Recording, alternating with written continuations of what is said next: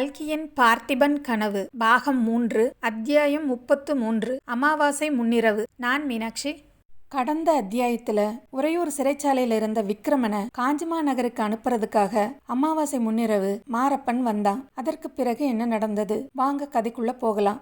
அன்று இரவு ஒரு ஜாமம் ஆனதும் சிறைச்சாலை கதவு திறந்தது. மாரப்பனும் ஆயுதம் தரித்த வீரர் சிலரும் வந்தார்கள். விக்ரமனுடைய கைகளை சங்கிலியால் பிணைத்து வெளியே அழைத்துச் சென்றார்கள். வாசலில் கட்டை வண்டி ஒன்று ஆயத்தமாய் நின்றது. அதில் விக்ரமன் ஏறிக்கொண்டான். அவனுக்கு முன்னும் பின்னும் வண்டியில் சில வீரர்கள் ஏறிக்கொண்டார்கள். அவ்விதமே வண்டிக்கு முன்னாலும் பின்னாலும் சிலர் நின்றார்கள். சிறைவாசலில் மாரப்பன் அந்த வீரர்களின் தலைவனாக தோன்றியவனை கூப்பிட்டு அவன் காதோடு ஏதோ ரகசியமாய்ச் சொன்னான். பிறகு உரத்த குரலில் கிளம்பலாம் என்றான். உடனே வண்டிக்காரன் வண்டியை ஓட்ட முன்னாலும் பின்னாலும் நின்ற வீரர்களும் போகத் தொடங்கினார்கள். உறையூர் வீதிகளின் வழியாக வண்டி போய்க் கொண்டிருந்தது. முன்னெல்லாம் போல் இப்போது இரவில் விளக்குகள் எரியாமல் நகரம் இருளடைந்து கிடப்பதை பார்த்ததும் விக்ரமனுக்கு என்னமோ செய்தது.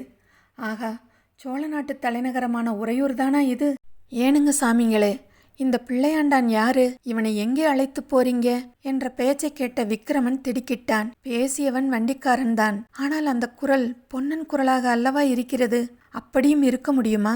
வீரர்களில் ஒருவன், உனக்கு ஏனப்பா இந்த வம்பு? பேசாமல் வண்டியை ஓட்டு என்றான். அதற்கு வண்டிக்காரன், எனக்கு ஒன்றுமில்லை அப்பா, ஆனால் ஊரெல்லாம் பேசிக்கிட்டு இருக்காங்க. யாரோ செண்பகத்தீவிலிருந்து வந்த ஒற்றனாம். ரத்தன வியாபாரி மாதிரி வேஷம் போட்டுக்கிட்டு வந்தானாம். சக்கரவர்த்தி மகள் குந்தவி தேவியையே ஏமாற்றி விட்டானாம். அப்பேற்பட்டவனை நம்ம சேனாதிபதி கண்டுபிடித்து விட்டாராம்.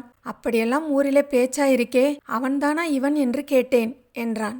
ஆமாம், அவன்தான் என்று வைத்துக்கொள்ளேன் என்றான் ஒரு வீரன். எங்கே அழைத்து கொண்டு போறீங்களோ என்று வண்டிக்காரன் கேட்க, எங்கே அழைத்து கொண்டு போவாங்க?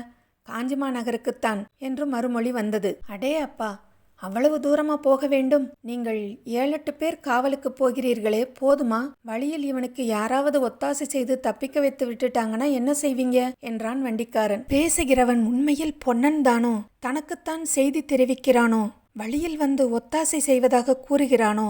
இவ்விதம் விக்ரமன் வியப்புடன் எண்ணமிட்டு கொண்டிருக்கும் போது சற்று பின்னால் வந்த வீரர் தலைவன், யாரெங்கே, என்ன பேச்சு என்று அதட்டவே மௌனம் குடிகொண்டது. பிறகு வண்டிக்காரனாவது வீரர்களாவது பேசவில்லை.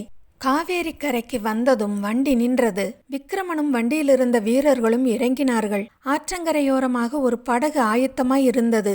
அங்கே ஒருவன் கையில் தீவர்த்தியுடன் நின்று கொண்டிருந்தான். எல்லோரும் கீழே இறங்கியதும் வண்டிக்காரன் வண்டியை திருப்பிக் கொண்டே, போயிட்டு வரீங்களா? ஒற்றனை ஜாகிரதையாக கொண்டு போய் சக்கரவர்த்தியிடம் சேருங்கள். ஐயா, வழியில் ஒரு காட்டாறு இருக்கிறது, பத்திரம் என்றான். அப்போது தீவர்த்தி வெளிச்சம் அவன் முகத்தின் மேல் அடித்தது. விக்ரமனுக்கு அந்த முகத்தை பார்த்ததும் பெரும் ஏமாற்றம் உண்டாயிற்று. ஏனெனில் அவன் பொன்னன் இல்லை. ஆனால் அவனுடைய கண்களில் அந்த ஒளி எங்கேயோ பார்த்த முகமாய் இருக்கிறதே. சட்டென்று உண்மை புலனாயிற்று. பொன்னன்தான். அவன் முகத்தில் பொய் மீசை வைத்து கட்டிக்கொண்டிருக்கிறான். அவன் கூறிய வார்த்தைகளின் பொருள் என்ன? வழியில் காட்டாற்றின் சமீபத்தில் தன்னை விடுவிக்க வருவதாக சொல்லி இருக்க வேண்டும். இந்த எண்ணத்தினால் விக்ரமனுக்கு மிகுந்த உற்சாகம் உண்டாயிற்று. படகில் ஏறி ஆற்றை கடந்த பின் அவர்கள் நடுஜாமம் வரையில் கால்நடையாக பிரயாணம் செய்தார்கள். பிறகு சாலையோரம் இருந்த ஒரு மண்டபத்தில் படுத்து தூங்கினார்கள். மீண்டும் அதிகாலையில் எழுந்து மாட்டு வண்டி பிடித்து கொண்டு பிரயாணமானார்கள். அன்று பொழுது சாயும் சமயத்தில் பராந்தகபுரத்தை தாண்டினார்கள். இனி சிறிது தூரத்தில் காட்டாறு வந்துவிடும் என்று விக்ரமன் ஒருவாறு தெரிந்து கொண்டிருந்தான். அந்த வண்டிக்காரன் பொன்னனாய் இருக்கும் பட்சத்தில் இங்கேதான் தனக்கு உதவிக்கு வர வேண்டும். யார் வருவார்கள், எப்போது வருவார்கள் என்றெல்லாம் எண்ணி விக்ரமனுடைய உள்ளம் பரபரப்பை அடைந்தது. அஸ்தமித்து 2 நாளிகை இருக்கும். அந்த அமாவாசை இருட்டில் சாலையில் ஜன நடமாட்டம் அதிகமாயிருந்ததைக் கண்டு விக்ரமன் வியந்தான்.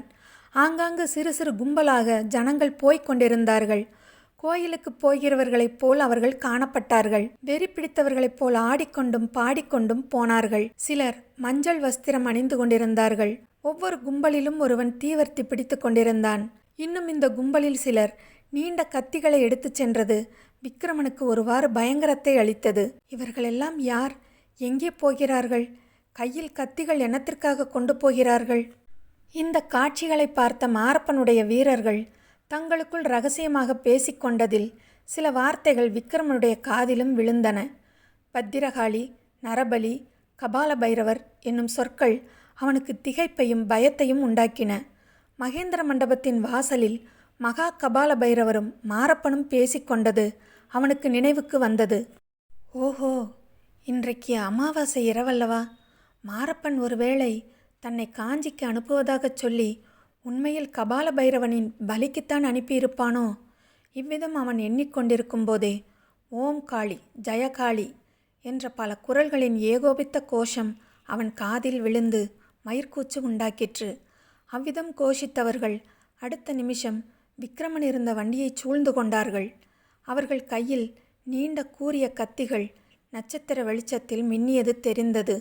ஓம் காளி ஜெயகாளி என்ற கோஷங்களுக்கு மத்தியில் எங்கே பலி என்று ஒரு பயங்கரமான குரல் கேட்டது. இதற்குள் வண்டிக்கு முன்னாலும் பின்னாலும் வந்த உறையூர் வீரர்கள் ஒரே ஓட்டமாய் ஓடிவிட்டார்கள். வண்டியில் இருந்தவர்களும் தொப்பு தொப்பென்று குதித்து ஓட்டம் பிடித்தார்கள். வண்டிக்காரனும் ஓட்டம் பிடித்தான். விக்ரமன் கைகள் சங்கிலியால் வண்டியின் சட்டத்துடன் பிணைக்கப்பட்டிருந்தமையால் அவனால் மட்டும் வண்டியிலிருந்து குதிக்க முடியவில்லை.